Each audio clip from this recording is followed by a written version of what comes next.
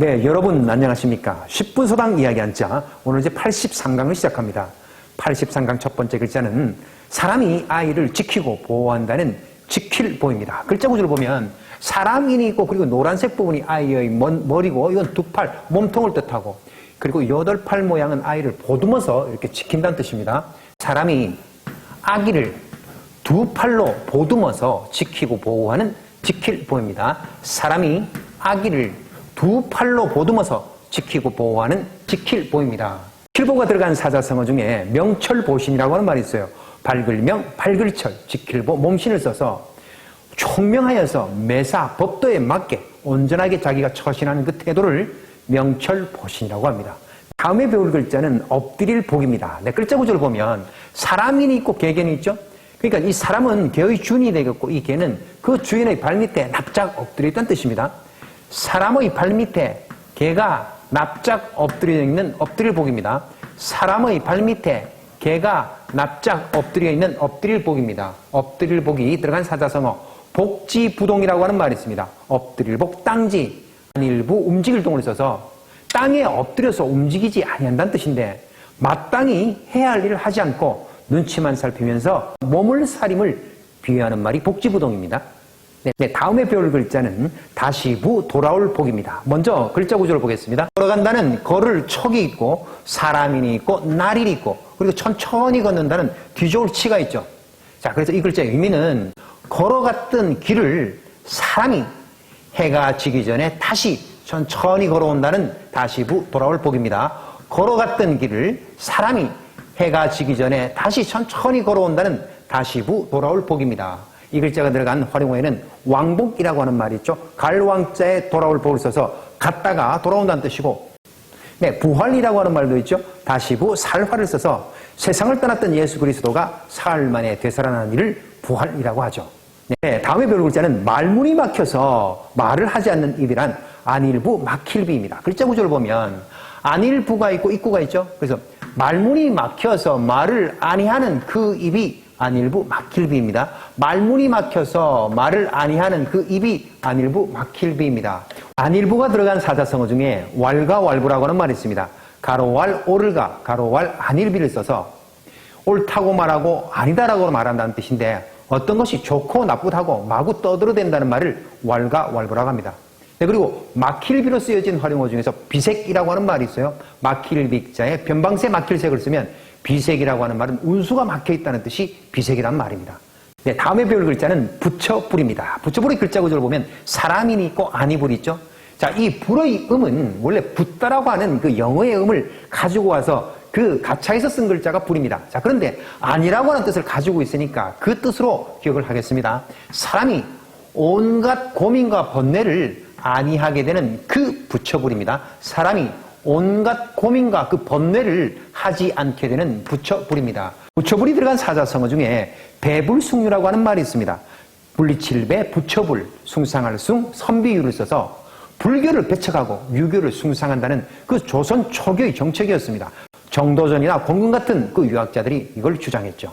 네, 다음에 배울 글자는 국위국자로 10배 단위로 퍼담는다는 글자 되승입니다. 네, 글자 구조를 보면 이 파란색 부분이 국위국자이고 이 빨간색 부분이 열십이죠.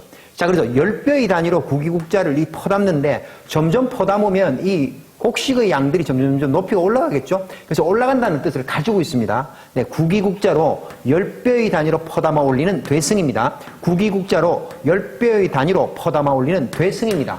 되승이 들어간 사자성어 중에 승두질이라고 하는 말이 있어요. 되승, 말두, 갈지, 일올리를 써서 한 되와 한 말의 이익이라고 하는 뜻인데 대수롭지 않은 그 작은 이익을 일컫는 말이 승두질입니다.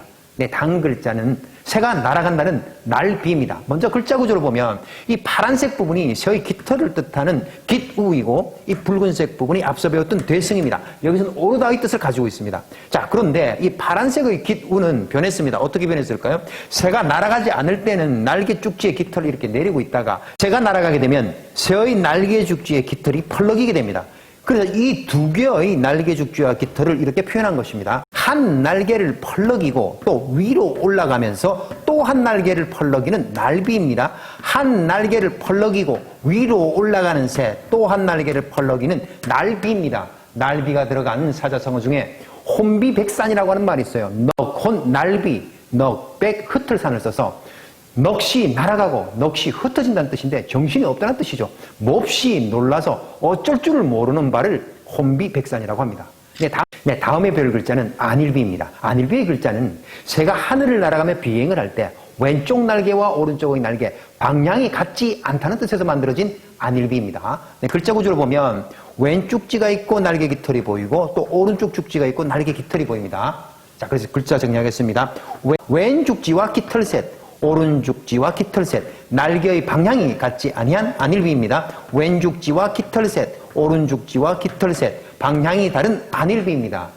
안일비가 들어간 사자성어 중에 비몽사몽이라고 하는 말이 있죠. 안일비, 꿈몽, 달물사, 꿈몽을 써서 꿈인지 생시인지 어렴풋한 상태를 비몽사몽이라고 하고, 시시비비라고 하는 말도 있어요. 오를시, 오를시, 안일비, 안일비를 써서 옳은 것은 옳다, 그른 것은 그르다고 한다는 뜻이 시시비비입니다. 다음에 배울 글자는 슬플비입니다. 글자 구조를 보면 앞서 배웠던 안일비가 있고 마음심이 있죠. 그러니까 영 아닌 마음을 뜻하는 겁니다. 그래서 기쁘지 아니한 마음, 슬픈 마음을 뜻합니다. 슬플비의 글자의 약이 슬픈 일 때문에 영 아닌 그 마음을 뜻하는 슬플비입니다. 슬픈 일 때문에 영 아닌 그 마음을 뜻하는 슬플비입니다. 슬플비가 들어간 사자성어 중에 흥진비례라고 하는 말이 있어요. 흥할흥, 다할진, 슬플비, 올레를 써서 즐거운 일이 지나가면 슬픈 일이 닥쳐온다는 뜻인데, 세상의 일은 기쁜 일도 있고 즐거운 일도 있고 이것들이 순환되는 것을 가리키는 말을 흥진비례라고 합니다. 다음에 배울 글자는 12지지 중에서 6번째를 뜻하는 뱀사입니다. 자, 뱀사의 글자 구조는 뱀이 또아리를 튼 이 모양을 본뜬 글자입니다. 뱀이 또아리를 튼 뱀사입니다. 뱀이 또아리를 튼 모양 뱀사입니다. 이 글자는 몸기와 이미와 아주 혼동되죠. 몸기는 완벽한 리을 모양이고 이미는 반쯤 열려있는 모양입니다. 뱀사는 완전히 닫혀있는 모양이죠. 완전히 닫혀있으면 뱀사, 완전히 열려있으면 몸기, 반쯤 열려있으면 이미입니다. 부수는 다 똑같이 몸기 부수입니다. 그래서 혼동돼서 쓸 수 있다는 얘기입니다. 뱀사가 들어간 역사적인 사건 중에서 을사조약이라고 하는 말이 있죠. 새을자, 뱀사자, 가지조자, 매질약을 써서 1905년 일본이 한국의 외교권을 박탈하기 위해서 한국 정부를 강압하여서 체결한 조약이 을사조약입니다. 그러면 83강에서 배웠던 글자 머릿속에 정리해 봅시다. 지킬보입니다. 사람이 아기를 두 팔로 보듬어서 지키고 보호하는 지킬보입니다. 다음은 엎드릴복입니다. 사람의 발 아래 개가 납작 엎드려 있는 엎드릴복입니다. 다음은 다시부 돌아올 복입니다. 걸어갔던 길을 사람이 해가 지기 전에 다시 천천히 걸어온다는 다시부 돌아올 복입니다. 다음 글자는 안일부 막힐비입니다. 말문이 막혀서 말을 아니하는 그 입을 뜻하는 안일부 막힐비. 다음은 부처불입니다. 사람이 온갖 번뇌와 고민을 벗어버린 부처불.